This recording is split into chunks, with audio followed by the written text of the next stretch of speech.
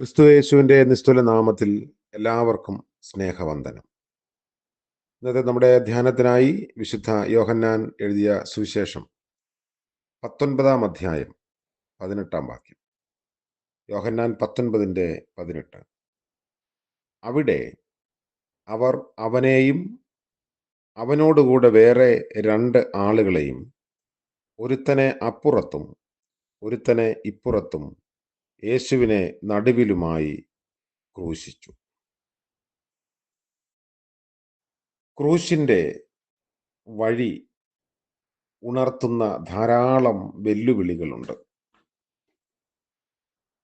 നിന്നെ ക്രൂശീകരണത്തിന് വിധിച്ചിരിക്കുന്നു എന്ന് ന്യായാധിപൻ വിധി പ്രസ്താവിച്ചു കഴിഞ്ഞാൽ ക്രൂശീകരണ വിധി നടപ്പാക്കുന്നതിന് നിയോഗിക്കപ്പെടുന്ന 4 റോമൻ പടയാളികൾ വിധിക്കപ്പെട്ട ആളിനെ കയ്യേൽക്കുകയും അവരുണ്ടാക്കുന്ന ചദ്വരത്തിൻ്റെ നടുവിൽ നിർത്തി അയാളെ ക്രൂശീകരണ സ്ഥലത്തേക്ക് ആനയിക്കുകയും ചെയ്യും. തന്നെ ക്രൂശിക്കുന്നതിനുള്ള കുരിശ് വിധി ഏൽക്കുന്ന ആൾ തന്നെ ചുമക്കേണ്ടതായിട്ടുണ്ട്. സ്വന്തം ഇച്ഛയിൽ അത് ചെയ്യാത്തതിനാലും ക്രൂശ് വഹിക്കുന്നതിനുള്ള ശരീരബലം ഇല്ലായ്കയാലും നിർബന്ധിച്ചും പീഡിപ്പിച്ചുമൊക്കെയാണ് അത് ചെയ്യിച്ചിരുന്നത്. സമവീക്ഷണ സുവിശേഷ വിവരണങ്ങൾ അനുസരിച്ച് കുരിശ് വഹിച്ചുകൊണ്ടുപോകാൻ യേശുവിന് കുറേനക്കാരനായ ശീമോന്റെ സഹായം ആവശ്യമായി വന്നു എന്ന് കാണുന്നു. കുറ്റവാളിയുടെ കുറ്റകൃത്യം വ്യക്തമാക്കുന്ന ഒരു പ്ലക്കാർഡ് ഒരു ഉദ്യോഗസ്ഥനെ ഉയർത്തിപ്പിടിച്ചുകൊണ്ട് അതിനു മുൻപിൽ നടന്നുപോകും. ക്രൂശീകരണ വിധി നടക്കുന്ന ഇടത്തേക്കുള്ള യാത്ര ഏറെ ദൈർഘ്യമുള്ള മാർഗത്തിലൂടെയായിരുന്നു. സാധാരണ നടത്തിയിരുന്നത് ആ വിധത്തിലാണ്. അതായത് കാഴ്ചക്കാരുടെ മനസ്സിൽ ഭയം ജനിപ്പിക്കുന്നതിന്, കുറ്റവാളി ചെയ്ത കുറ്റകൃത്യം മറ്റുള്ളവർ ചെയ്യാതിരിക്കുന്നതിന് അവർക്ക് മുന്നറിയിപ്പ് നൽകുന്നതിനാണ് അങ്ങനെ ചെയ്തു വന്നത്.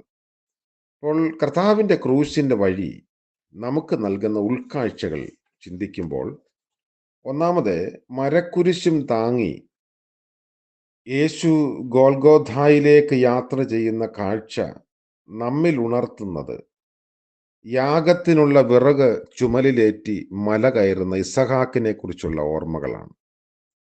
അവിടെ ഒരു ആട്ടുകൊറ്റൻ ഇസഹാക്കിന് പകരമായി ബലി അർപ്പിക്കപ്പെടുകയും ഇസഹാക്ക് വീണ്ടെടുക്കപ്പെടുകയും ചെയ്തു.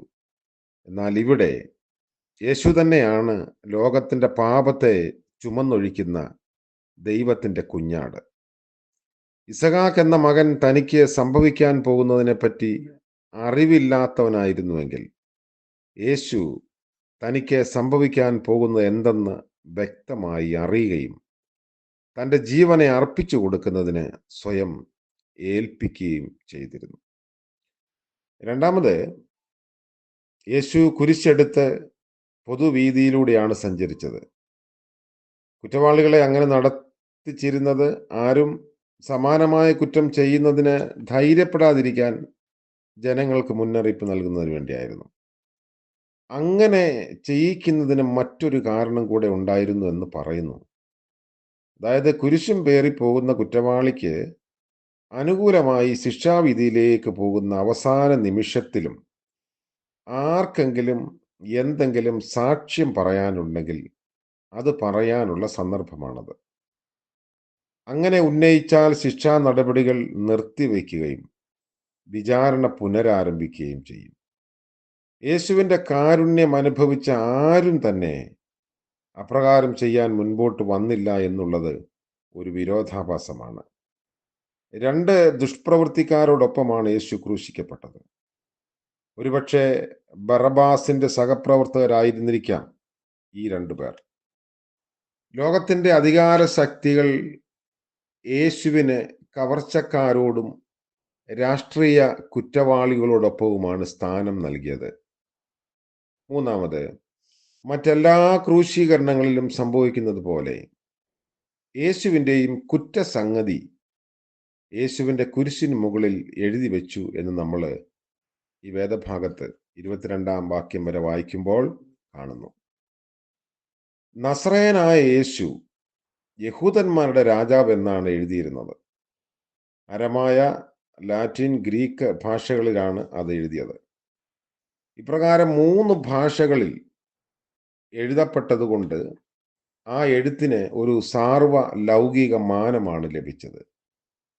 പ്രസക്തി സാർവലൗകികമെന്ന് വ്യക്തമാക്കപ്പെടുന്നത് പോലെ യേശു സർവലോകത്തിനും പങ്കുവയ്ക്കുന്ന സുവിശേഷ ദൗത്യത്തിൽ നമുക്കും പങ്കുകാരാകാൻ കഴിയുന്നുണ്ടോ? കാലത്തിന്റെ ചുവരിൽ എഴുതപ്പെട്ട ചില ലിഖിതങ്ങൾ ആർക്കും മാറ്റാൻ കഴിയില്ല. ബലഹീനനും സമ്മർദ്ദങ്ങൾക്ക് വഴങ്ങിപ്പോകുന്നവനുമായ പീലാത്തോസ് സമ്മർദ്ദങ്ങൾക്ക് വഴങ്ങാതെ ഉറച്ചു നിന്നത് ഒരു ദൈവനീതിയാണ്. അദ്ദേഹം പറയുന്നു, ഞാൻ എഴുതിയത് എഴുതി. യേശു യഹൂദന്മാരുടെ രാജാവ് എന്നവൻ പറഞ്ഞു എന്ന് തിരുത്തി എഴുതാൻ പീലാത്തോസിനോട് പുരോഹിതന്മാർ ആവശ്യപ്പെടുമ്പോൾ പീലാത്തോസ് പറയുന്നു, ഞാൻ എഴുതിയത് എഴുതി. നമ്മുടെ ജീവിത സംഘർഷങ്ങളിൽ ദൈവഹിതം നിറവേറ്റുന്നതിന് ദൈവഹിതമായാൽ അത് മാറ്റാൻ ആർക്കാണ് കഴിയുന്നത്? നമുക്ക് വേണ്ടി, നമുക്ക് പകരമായി ക്രൂശ് വഹിക്കുകയും മരിക്കുകയും ചെയ്ത കർത്താവിനെ ധ്യാനിപ്പാൻ, ക്രൂശിന്റെ വഴി ഉണർത്തുന്ന വെല്ലുവിളികൾ ചിന്തിപ്പാനും, നമ്മളെല്ലാം ക്രൂശിന്റെ വഴിയിലാണ് എന്നത് ഓർക്കുവാനും ഈ ഭാഗം നമ്മളെ സഹായിക്കട്ടെ. പ്രാർത്ഥിക്കാം. ഞങ്ങളുടെ ദൈവമായ കർത്താവെ, കുരിശെടുത്ത് കാൽവരിയിലേക്ക് അവിടുന്ന് യാത്ര ചെയ്തതും ആരും അങ്ങയുടെ വെല്ലുവിളികൾ സ്വീകരിക്കാതിരുന്നതും ഞങ്ങൾ അറിയുന്നു. ക്രൂശിൽ മരിച്ച അവിടുത്തെ സ്വരൂപം ഞങ്ങളുടെ കണ്ണിന് മുൻപിൽ വരച്ചു കാട്ടിയിട്ടും ഞങ്ങൾ ക്ഷുദ്രത്താൽ മയങ്ങിപ്പോകുന്ന ബുദ്ധിയില്ലായ്മയിൽ നിന്നും ഞങ്ങളെ വിടുവിക്കണമേ എന്ന് പ്രാർത്ഥിക്കുന്നു. ഇന്ന് പ്രഭാതം മുതൽ പ്രദോഷം വരെ അവിടുത്തെ കൃപ അടിയങ്ങളോട് കൂടെ ഇരിക്കണമേ. ഇന്ന് ജന്മദിനം ആഘോഷിക്കുന്ന പ്രിയപ്പെട്ടവർ, വിവാഹവാർഷികം ആഘോഷിക്കുന്നവർ എല്ലാവരെയും ഓർത്ത് പ്രാർത്ഥിക്കുന്നു. കർത്താവിൻ്റെ കരുണയുടെ കരം കൂടെ ഇരുന്ന് പുതിയ വർഷം അനുഗ്രഹപ്രദമായി ജീവിപ്പാൻ സഹായിക്കണമേ. യേശു മശിഹ മൂലം പ്രാർത്ഥന ദയവോടെ കേൾക്കുമാറാകണമേ. ആമേൻ. ത്രിയേക ദൈവത്തിൻ്റെ അനുഗ്രഹവും കാവലും നമ്മോടുകൂടെ ഇപ്പോഴും എന്നേക്കും ഉണ്ടായിരിക്കുമാറാകട്ടെ. ആമേൻ.